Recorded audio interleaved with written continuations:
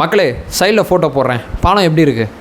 என்னப்பா பார்க்க ஜெகஜோதியாக இருக்குது, சூப்பராக இருக்குதுன்னு சொன்னீங்கன்னா, ரயில்வேக்குள்ளே இந்த பாலம் சேஃப் நாட் சேஃப் அப்படிங்கிற 2 விதமான வாதங்கள் இருக்குது.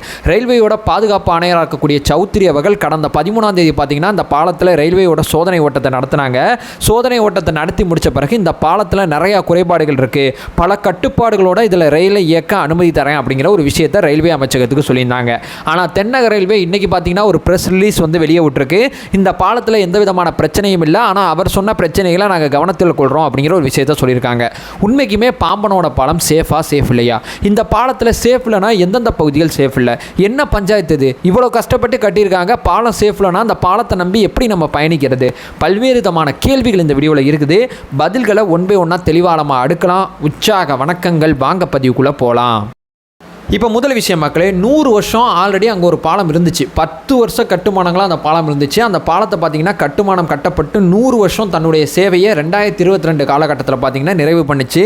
அந்த பாலம் நல்லா தான் இருந்துச்சு, ஆனால் ரயில் போகும்போது சில அதிர்வுகளை ஏற்படுறதுனால முன்னெச்சரிக்கையாக பார்த்தீங்கன்னா அந்த பாலம் ஆக்டிவாக இருக்கும்போதே வேற ஒரு பாலத்தை கட்டிடலான்னு சொல்லி மத்திய அரசு பார்த்தீங்கன்னா ஒரு செங்குத்து பாலத்தில் இந்தியாவிலே முதலாக ஒரு கட்டுமானத்தை கொண்டு வர முயற்சி பண்ணுறாங்க. இதற்கு முன்னாடி கட்டினது பார்த்தீங்கன்னா வெள்ளக்காரங்காலத்தில் கட்டின பாலம்.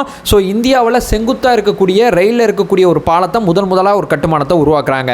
இந்த பாலத்தை மிக கடுமையாக, மிக தீவிரமாக, மிக சரியாக உருவாக்கணும் அப்படிங்கிறதுல ரயில்வே உட்பட பல்வேறு மத்திய அரசு நிர்வாகங்கள் ரொம்ப தீர்க்கமாக இருந்தாங்க. அப்படிப்பட்ட பாலத்தில் குறைபாடு அப்படிங்கிற செய்தியை தான் என்னால் ஏற்றுக்கொள்ள முடியல. 550 கோடி 4 ஆண்டு காலம் பார்த்தீங்கன்னா கொரோனா பேரிடர்லாம் கடந்து எப்படியோ ஒரு வழியாக அந்த பாலத்தை கட்டி முடிச்சிட்டாங்க. கட்டி முடிச்சுட்டு பார்த்தீங்கன்னா கடந்த 13ஆம் தேதி நவம்பர் 13ஆம் தேதி பார்த்தீங்கன்னா சோதனை ஓட்டம் செயல்படுறாங்க. சோதனை ஓட்டத்தில் ட்ரெயின் போகுது.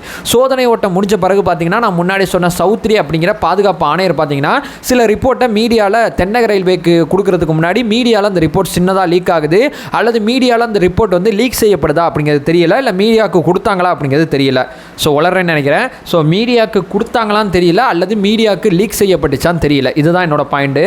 ஸோ அடுத்ததாக பார்த்தீங்கன்னா இந்த பாலத்தில் இருக்கக்கூடிய குறைபாடுகள்னு சொல்லி அவர் என்ன பட்டியலிடுறாருன்னா, தொழில்நுட்ப ஆலோசனை குழு இல்லை, சர்வதேச தரத்தில் கட்டுறோம்னு சொல்லி உள்ளூரோட தொழில்நுட்ப ஆலோசனை குழு சர்வதேச தரத்தில் கட்டப்படுற பாலத்தோட ஆலோசனை குழுவில் இடம்பெறணும். ஸோ உள்ளூரில் இருக்கக்கூடிய தொழில்நுட்ப ஆலோசனை குழு இந்த பாலத்தில் இல்லவே இல்லை.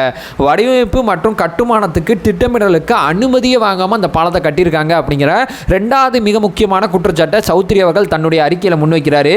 பாலம் இன்னும் செயல்பாட்டுக்கே வரல, அதுக்குள்ளே கடல் அரிப்பு அப்படிங்கிறது பாலத்தை சுரண்டிக்கிட்டு இருக்கு. கடல் அரிப்புக்கு ஏராளமான நடவடிக்கை எடுத்ததாக சொல்கிறாங்க. இப்போ வரைக்கும் அந்த நடவடிக்கைகள் மூலமாக அந்த பாலத்தில் கடல் அரிப்பு நின்றுருக்கான்னு கேட்டிங்கன்னா இல்லை. ஸோ இந்த பாலம் செயல்பாட்டுக்கு வர்றதுக்கு முன்னாடியே கடல் அரிப்பு அப்படிங்கிற பிரச்சனையில் இருக்குது. இந்த பாலம் ஆல்ரெடி அங்கங்கே துருப்பிடிச்சிக்கிட்டு இருக்கு. ஸோ இந்த பாலம் பார்த்தீங்கன்னா ரொம்ப சேஃப்னு சொல்கிறாங்க. துருப்பிடிச்ச பாலம் எப்படி சேஃபாக இருக்க முடியும் அப்படிங்கிற தன்னுடைய 3வது குற்றச்சாட்டை முன்வைக்கிறார். 4வது என்ன சொல்கிறாருன்னா, பாதையாவது சீராக இருக்கா? ட்ரெயின் பயணிக்கக்கூடிய பாதை கொண்டு சீராக இல்லை. ஒரு இடத்துல சின்னதாக மேடாகும், சின்ன இடத்துல குழியாகும் சொல்லி மேடு பள்ளங்களாக சீராக இல்லாத ஒரு சூழலில் இந்த பாலத்தோட இருக்குது. மேடு பள்ளம்னா பெரிய லெவலில் இல்லை, சின்ன மேடு பள்ளங்கள் இந்த பாதையோட சீரமைப்பில் இருக்குது அப்படிங்கிற 4வது மிக முக்கியமான குற்றச்சாட்டை முன்வைக்கிறார். 5வது பார்த்தீங்கன்னா இந்த பாலத்தில் பல்வேறு பொருட்களில் பயன்படுத்தியிருக்காங்க வடிவமைப்புக்கு. அந்த பொருட்கள் அத்தனையுமே ஊரிய அனுமதியே இல்லாமல் அந்த பாலத்தில் பயன்படுத்தியிருக்காங்க அப்படிங்கிற 5வது மிகப்பெரிய குற்றச்சாட்டை முன்வைக்கிறார். ஸோ இந்த பாலத்தில் பார்த்தீங்கன்னா 75 கிலோமீட்டருக்கு வேகத்துக்கு ட்ரெயின் இயக்கலாம்லாம் சொல்கிறாங்க. நான் என்ன சொல்ல வரேன், 50 மீட்டர் தாண்டி 50 கிலோமீட்டர் தாண்டி இந்த பாலத்தில் ட்ரெயினை இயக்காதீங்க. ஸோ இந்த பாலத்தில் நீங்கள் ட்ரெயினை அதிகபட்சமாக 58 கிலோமீட்டரில் இயக்குங்க.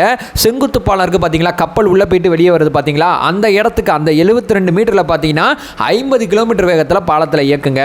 நீங்கள் சொல்கிறபடி 75 கிலோமீட்டர் வேகத்தில் தான் அந்த பாலம் ட்ரெயின் இயக்கிற அளவு சேஃபான பாலம்னா இது கிடையாதுன்னு சொல்லி சரமாரியாக பல குற்றச்சாட்டை முன் வச்சு ரயில்வேக்கு பார்த்தீங்கன்னா தன்னுடைய ரிப்போர்ட்டை பதிவு செஞ்சு அனுப்புகிறார். ஸோ இந்த ரிப்போர்ட் வெளியான பிறகு இவ்வளோ கோடி செலவு பண்ணி இவ்வளோ ஒரு பாலத்தை கட்டி அந்த பாலம் சேஃப் இல்லைனா எதை நம்பி மக்கள் பயணிப்பாங்க அப்படிங்கிற பல்வேறு விதமான கேள்விகள் எல்லாம் ஆரம்பிக்கும் போது சு வெங்கடேசனாக இருக்கக்கூடிய மதுரையோட எம்பி உட்பட பல்வேறு அரசியல் தலைவர்கள் இந்த பாலம் சேஃப் இல்லையா அப்படிங்கிற ஒரு விஷயத்தை கேட்டு பெரிய லெவலில் அரசியல் செய்ய ஆரம்பித்தாங்க.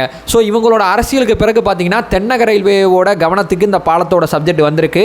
அது மட்டும் இல்லாமல் மத்திய அமைச்சராக இருக்கக்கூடிய அஸ்வினி வைஷ்ணவ் அவர்கள் என்ன பண்ணுறாங்கன்னா ஒரு 5 பேர் கொண்ட குழு அமைச்சு 1.5 மாதம் இந்த பாலம் சேஃப் இல்லையா அப்படிங்கிற ரிப்போர்ட்டை எங்களுக்கு அனுப்புங்கன்னு சொல்லி அமைச்சர் தலைமையில் அமைச்ச குழு பார்த்தீங்கன்னா இந்த பாலத்தை ஒரு 1.5 மாதத்துக்குள்ளே ஒரு ரிசர்ச் பண்ணி இந்த விஷயத்தை பெரிய லெவலில் சொல்ல போகிறாங்க. ஸோ இந்த பாலம் சார்ந்த விஷயத்தில் பல்வேறு விதமான செய்திகள் வந்த பிறகு பார்த்தீங்கன்னா தென்னக ரயில்வே என்ன பண்ணுறாங்கன்னா ஒரு ப்ரெஸ் ரிலீஸ் பண்ணுறாங்க. அவங்க என்ன பண்ணுறாங்கன்னா இந்த பாலத்தோட வடிவமைப்பு அப்படிங்கிறது சர்வதேச தரத்தில் இருக்குது அப்படிங்கிறத நாங்கள் சொல்லிக்கிட்டு இருக்கோம். ஸோ சவுத் ரேல்வேகள் சொன்ன எந்த குற்றச்சாட்டையும் நாங்கள் இல்லைன்னு சொல்ல வரல. அந்த குற்றச்சாட்டுகள் அத்தனையுமே நாங்கள் கவனத்தில் கொள்கிறோம். அதே நேரம் இந்த பாலத்தோட கட்டுமானங்கள் சார்ந்த சில உண்மைகளை பொதுவெளி கொண்டு வர வேண்டிய தேவை இருக்குது அப்படின்னு சொல்லி அவங்களோட ப்ரெஸ் ரிலீஸில் பார்த்தீங்கன்னா சில தகவல் சொல்கிறாங்க. இதோட வடிவமைப்பு அப்படிங்கிறது முழுக்க சர்வதேச ஆலோசனை பேரில் தான் செய்யப்பட்டிருக்கு. ஏன்னா இந்தியாவில் இதோட வடிவமைப்பு சார்ந்த எந்த நிறுவனமும் இல்லை. அதனால சர்வதேச உதவியை நாங்கள் நாடினோம். சர்வதேச உதவியோட அடிப்படையில் தான் இந்த பாலத்தோட கட்டுமானம் இருக்குது. இந்த பாலத்தில் இருக்கக்கூடிய விஷயங்கள் அத்தனையுமே சேஃபான்னு சொல்லி சென்னையில் இருக்கக்கூடிய ஐஐடி, மும்பையில் இருக்கக்கூடிய ஐஐடியோட தொழில்நுட்ப நிபுணர்கள் இந்த பாலத்தை வந்து கட்டுமானங்கள் சார்ந்த வடிவமைப்பு சார்ந்த விஷயத்தெல்லாம் ஃபைனல் பண்ணி அவங்க கண் பார்வைக்கும் இந்த விஷயங்கள் அத்தனையுமே நாங்கள் கொண்டு போய் சேர்த்து தான் இந்த பாலத்தோட கட்டுமானத்தை ஆரம்பித்தோம் அப்படிங்கிற விஷயத்த சொல்கிறாங்க. சர்வதேச தரம் இருந்தாலும் ஐஐடியோட ரிசர்ச்சும் இந்த பாலத்தில் நடந்திருக்கு. ரயில்வே சார்ந்த ரிசர்ச்சும் இந்த பாலத்தில் நடந்திருக்கு அப்படிங்கிற விஷயத்த சொல்கிறாங்க. ஸோ இந்த பாலத்தில் பார்த்தீங்கன்னா தூக்கு பாலத்தோட வெல்டிங் சரியில்லை அப்படிங்கிற குற்றச்சாட்டை சௌத்ரி அவர்கள் முன் வச்சாங்க. ஸோ அந்த விஷயத்தில் எங்களுக்கு மாற்று கருத்து இருக்குது. 100% பார்த்தீங்கன்னா இந்த வெல்டிங்கை நாங்கள் ரொம்ப தீர்க்கமாக பார்த்துருக்கோம். ஏன்னா இந்த வெல்டிங் இந்த பாலத்தோட மிக முக்கியமான அங்கம் அப்படிங்கிறது எனக்கு தெரியும். ஸோ இந்த வெல்டிங்கில் எதுவும் குறைபாடு இருந்துச்சுன்னா அது அந்த பாலத்தோட வலிவுக்கே ரொம்ப கம்மியான குறைபாடாக போயிடும். ஸோ இந்த வெல்டிங் விஷயத்தில் நாங்கள் ரொம்ப தீர்க்கமாக இருக்கோம். வெல்டிங் ஆராய்ச்சி நிலையம் பார்த்தீங்கன்னா இந்த வெல்டிங்கை 100% ஆராய்ச்சி பண்ணியிருக்கு. 100% அல்ட்ராசானிக் இயந்திரம் மூலமாக இந்த வெல்டிங்கை நாங்கள் ரிசர்ச் பண்ணி முடிச்சிருக்கோம். வெல்டிங் விஷயத்தில் நீங்கள் பயப்பட தேவையில்லை அப்படிங்கிற 2வது பதிலை சொல்கிறாங்க. 3வது பார்த்தீங்கன்னா பெரிய லெவலில் என்ன சொல்கிறாங்க, துரு பிடிச்சிருக்கு அப்படிங்கிற குற்றச்சாட்டு பெரிய லெவலில் வைக்கப்படுது. ஸோ நாங்கள் இங்கே என்ன சொல்ல வரோன்னா பாலிசிலிக்கான் அப்படிங்கிற பெயிண்டை பயன்படுத்தியிருக்கோம். இந்த பெயிண்டை பயன்படுத்தினோம்னா இந்த பெயிண்ட் பொதுவாக எங்கே பயன்படுத்துகிறாங்கன்னா துருபிடிக்கக்கூடிய இடத்துல எல்லா இடத்துலையுமே இந்த பெயிண்டை பயன்படுத்துகிறாங்க. அதே பெயிண்டை இங்கே பயன்படுத்தியிருக்கோம். 35 வருஷம் எந்த விதமான கவலையும் கிடையாது, துருபிடிக்காது அப்படிங்கிற பதிலை நம்மள்கிட்ட கொடுக்குறாங்க. ஸோ 3 மிக முக்கியமான விஷயத்துக்கு பதில் சொல்லியிருக்காங்க. அதே நேரம் பாதுகாப்பாணையர் சொல்கிற விஷயத்தை நாங்கள் புறம் தள்ளலை. அந்த விஷயத்தில் எங்களோட பதில்கள் எங்களோட செயல்பாடுகள் மூலமாக இருக்கும் அப்படிங்கிற விஷயத்தை சொல்லியிருக்காங்க. ஒரு பக்கம் பாதுகாப்பாணையர் என்ன சொல்ல வரான்னா அந்த பாலம் நாட் சேஃப் அப்படிங்கிற குற்றச்சாட்டை முன்வைக்கிறாரு. இந்த பக்கம் பார்த்தீங்கன்னு வச்சுங்களேன், அமைச்சர் தலைமையில் ஒரு குழு அமைக்கப்பட்டிருக்கு. தென்னக ரயில்வே பார்த்தீங்கன்னா அந்த பாலம் ஆகா ஓகோ அப்படின்னு சொல்லி அறிக்கை வெளியிடுறாங்க. உண்மைக்குமே இந்த பாலம் சேஃபானதா அப்படிங்கிற ஒரு ஐயம் இப்போ ஏற்பட்டிருக்கு. ஸோ தமிழக அரசியல் களத்தில் இது மிகப்பெரிய பேசு பொருளாக முதல்ல வரணும். ஏன்னா லட்சக்கணக்கான பேர் இந்த பாலத்தில் பயணிக்க போகிறாங்க. அப்படிப்பட்ட பாலத்துக்கு ஏதாவது ஒன்று ஆயிடுச்சுன்னு வைங்களேன், நம்மளால் தாங்கிக்க முடியாது.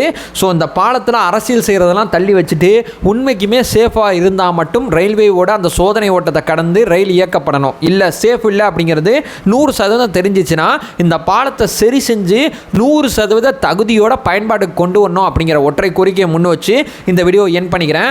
550 கோடியில் கட்டப்பட்ட பாலம் சேஃப் இல்லைங்கிற செய்தி வரும்போது என்னடா அரசு நிர்வாகம் அப்படிங்கிற மாதிரி தான் ஒரு எண்ணம் நமக்குள்ளே வருது. பட் என்ன இருந்தாலும் இந்த பாலத்தை சேஃப் பண்ணி தான் மக்கள் பயன்பாட்டுக்கு கொண்டு வரணும் அப்படிங்கிற ஒரு விஷயத்தை நினைவுபடுத்திட்டு இந்த வீடியோ என் பண்ணிக்கிறேன். நம்ம சேனலை ஃபர்தராக ஃபாலோ பண்ணிங்கன்னா பொலிட்டிக்கல் ரீதியாக பல்வேறு விஷயங்களை பற்றி பேசிகிட்டு இருக்கோம். நம்மளோட ஒரே நோக்கம் அறியாமை அகற்ற வேண்டும், அறியாமை அகற்றப்பட வேண்டும். Thank you so much.